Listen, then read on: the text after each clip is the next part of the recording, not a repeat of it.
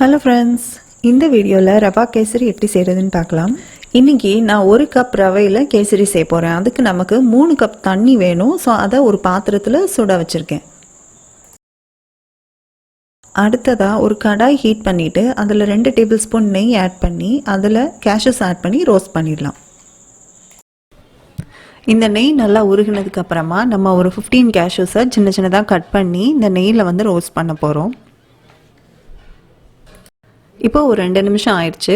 இந்த கேஷ்யூஸோட சைட்ஸ் எல்லாம் ப்ரௌன் கலரில் மாறிட்டு வரதை பார்க்கலாம். இப்போது இந்த கேஷ்யூஸை நெய்யிலேருந்து எடுத்து தனியாக வச்சிடலாம். இதை பின்னாடி நம்ம கடைசி ஸ்டெப்பில் இதை நம்ம கேசரிக்குள்ளே ஆட் பண்ணிடுவோம். இப்போது இதே நெய்யில் 1 கப் ரவை ஆட் பண்ண போகிறேன். ஆட் பண்ணிவிட்டு இதை நல்லா ரோஸ்ட் ஆக விடணும். இதை மீடியம் டு லோ ஃப்ளேமில் ஒரு 4 மினிட்ஸ் ரோஸ்ட் பண்ணணும். இந்த ரவையை கருக விட்டுறக்கூடாது, கேர்ஃபுல்லாக ரோஸ்ட் பண்ணணும். இப்போ எனக்கு நல்ல அரோமா வந்துட்டுருக்கு. ரவை வந்து நல்லா ரோஸ்ட் ஆகியாச்சு. பேரலாக நான் பாயில் பண்ணிட்டு இருந்த தண்ணியில் ஒரு 1 டீஸ்பூன் அளவுக்கு காடமம் எசன்ஸ் ஆட் பண்ணுறேன். நம்ம காடமம் பவுடர் கூட ஆட் பண்ணிக்கலாம், அப்படின்னா நம்ம டேரெக்டாக ரவையில் ஆட் பண்ணிக்கலாம். நான் எசன்ஸ் ஆட் பண்ணுறதுனால அதை இந்த தண்ணியில் ஆட் பண்ணுறேன்.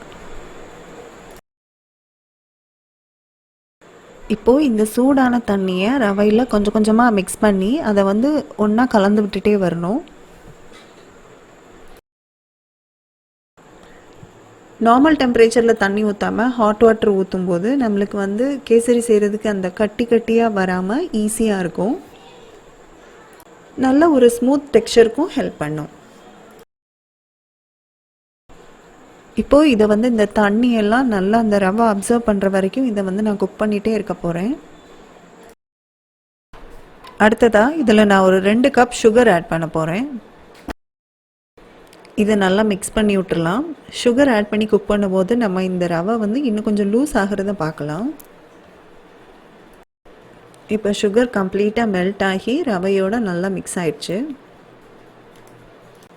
அடுத்ததாக இதில் நான் ஒரு 1/2 டீஸ்பூன் கேசரி பவுடர் ஆட் பண்ணியிருக்கேன். இப்போ இதை மிக்ஸ் பண்ண நல்ல கலர் வந்துடும்.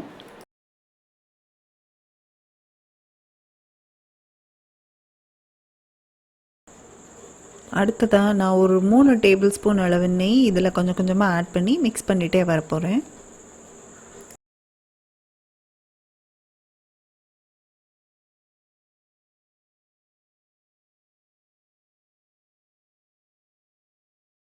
அவ்வளோதான், நமக்கு தேவையான டெக்ஸ்சர் கிடச்சாச்சு. இனிமேல் ரோஸ்டட் கேஷ்யூஸ் இதில் ஆட் பண்ணிட்டா நம்ம கேசரி ரெடி.